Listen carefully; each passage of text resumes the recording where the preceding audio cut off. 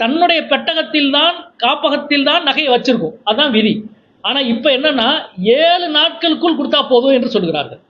இது 7 நாள் எதற்கு? இது மிகப்பெரிய குளறுபடியை உருவாக்கும். எனவே ஏற்கனவே இருக்கிற விதி, ஒரு நாள் தாமதமானால் 5000 ரூபாய் அபராதம் வங்கி கட்டணும். அந்த முறை நடவடிக்கைக்கு வர வேண்டும் என்றுதான்.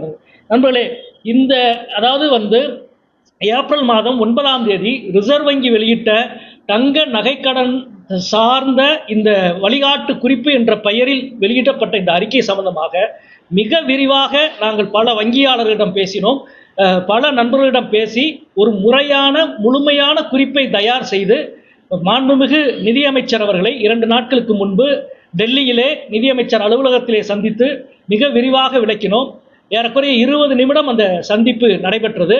மாண்புமிகு நிதியமைச்சர் அவர்கள் ரிசர்வ் வங்கி என்ன கருதுகிறது என்று ஒரு சில விஷயங்களை சொன்னார்கள். அதை நாங்கள் கேட்டுக்கொண்டு, ஆனால் இது எப்படி அடிப்படையில் மக்களை பாதிக்கிற விஷயம். ஒன்று ரசீதை உடனடியாக நீக்கணும். 2 உரிமை சான்றிதழ் கேட்பது என்பதை நீக்கணும். 3 வருமான சான்றிதழ் கொடுக்க வேண்டும் என்பதை நீக்க வேண்டும் என்ற அடிப்படையான விஷயங்களை எல்லாம் நாங்கள் தெரிவித்தோம். நண்பர்களே, ஒரு பெரிய நிதி சூறையாடலுக்கு இந்தியா தள்ளப்பட்டிருக்கிறது. கடந்த 10-20 நாட்களாக எல்லா நிதி நிறுவனங்கள், தனியார் நிதி நிறுவனங்கள் வங்கியில் தங்க நகை கடன் வைத்திருக்கிறவருடைய தொலைபேசியில் எல்லாம் அழைத்து நாங்கள் 90% இப்பொழுது கடன் கொடுக்கிறோம் என்று பேசிக் கொண்டிருக்கிறார்கள். அதாவது ரிசர்வ் பேங்க் நகை கடனை 80%லிருந்து 75% குறைக்குது.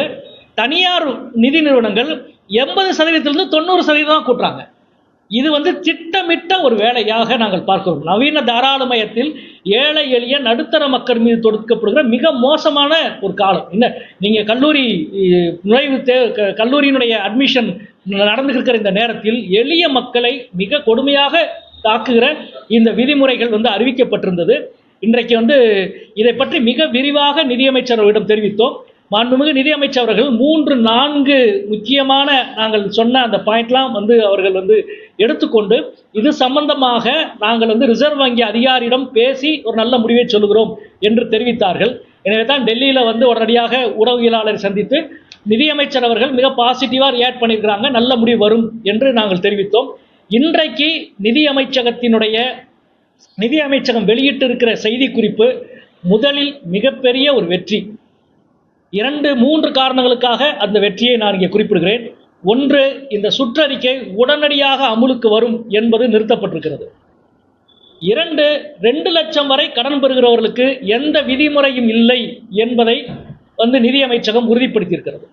3வது, இது எளிய மக்களை, நடுத்தர மக்களை தாக்குகிற விஷயம் என்பதால் அனைவரின் கருத்தையும் கேட்டு முழுமையாக ஆய்வு செய்த பிறகு ஜனவரி 1க்கு பிறகுதான் இது நடைமுறைக்கு, அதற்கு பிறகுதான் நடைமுறைக்கு வரும் என்று சொல்லியிருக்கிறார்கள்.